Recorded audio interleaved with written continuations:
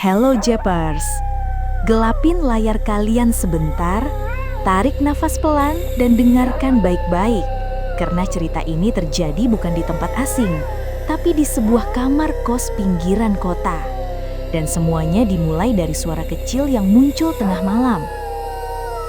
Malam itu suasana kos sangat sepi, hanya suara kipas angin yang terdengar samar. Tiba-tiba terdengar suara kursi digeser dari arah ruang tengah. Krek, krek. Kaget, langsung menoleh ke arah pintu dan berkata pelan, "John, denger nggak?" Jono yang lagi tiduran buru-buru bangun, wajahnya bingung. Suara apaan itu? Kayak kursi ditarik, tapi siapa? Semua anak kos pulang kampung kan? Jono bangkit, nyalain senter HP. Ya udah, lihat bentar, kalau maling kita kabur. Kita jalan pelan ke arah ruang tengah. Lampu masih mati, kosong, tapi ada satu hal yang bikin bulu kuduk meremang.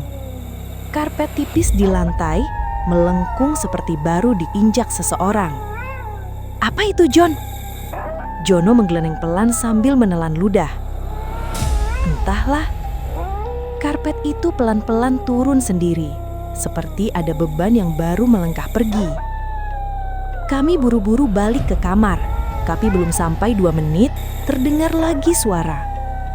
Tok, tok, tok. Dari bawah lantai kayu kos. Perlahan, lalu makin cepat. Jono memandang dengan mata membesar. Ada yang ngetuk dari bawah lantai, John. Bawahnya kan tanah, John. Kami berdua terdiam. Ketukan itu mendadak berhenti, tapi diganti suara nafas panjang sangat dekat. Seperti ada seseorang berdiri tepat di balik pintu. "Hei, jangan dibuka dulu!" Jono bisik. Tapi suara nafas itu makin lama makin jelas, makin dekat. Tanpa sadar tangan meraih gagang pintu dan menariknya. Pintu terbuka perlahan. Kosong. Namun kursi plastik biru yang tadi menghadap meja, kini menghadap lurus ke pintu kamar, seolah ada yang duduk di sana menunggu. Jono menelan ludah keras. Wah, ini nggak benar, sama sekali nggak benar. Malam berikutnya demi mencari tahu lebih jelas, kami berdua sepakat memasang HP untuk merekam. Jam 2 kurang seperempat, duk, duk, duk, dari arah dapur.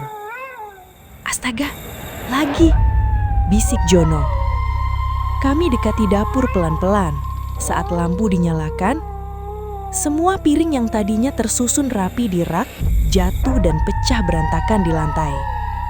Dan di tengah pecahan-pecahan itu, terlihat jejak kaki panjang, kurus, jari-jari kakinya seperti menyamping, bukan bentuk kaki manusia. Jono tiba-tiba mundur. Apa itu, hah? Apa itu? Entahlah. Suara keluar pelan tanpa sadar.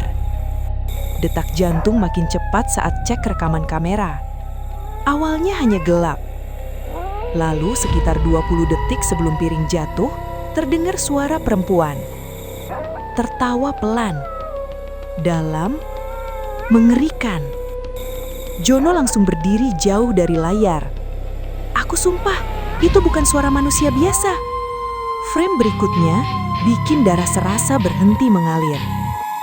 Di sudut dapur sebelum kamera goyah, terlihat sesosok bayangan tinggi berdiri diam. Tidak bergerak, tidak berkedip. Menghadap langsung ke arah kamera. Kepalanya miring sedikit, seperti sedang memperhatikan kami. Jono, itu apa? Jono menggeleng cepat, wajahnya pucat. Entahlah, tapi kita harus keluar dari kos ini sekarang juga. Paginya kami langsung pindah tanpa menoleh. Pemilik kos cuma berkata singkat. Kamar itu memang sering kayak gitu. Yang dulu tinggal di situ juga sering dengar suara perempuan sebelum. Ya gitu, nggak lama terus sakit dan pindah mendadak. Dan sejak saat itu, tidak ada yang mau tempati kamar itu lebih dari 2 minggu. Karena setiap malam, tepat jam 2, selalu terdengar suara yang sama. Tok, tok, tok. Dan nafas panjang dari balik pintu kamar. Jappers, kalau kalian masih berani nonton sampai akhir, berarti mental kalian lebih kuat dari yang tinggal di kamar itu. Tulis di komentar kalau kalian mau kisah kos-kosan lainnya atau mau dengar cerita horor dari daerah kalian sendiri. Sampai ketemu di cerita berikutnya, Jappers. Dan ingat, kalau tengah malam terdengar suara nafas dari balik pintu, jangan langsung buka. Bisa jadi, itu bukan manusia.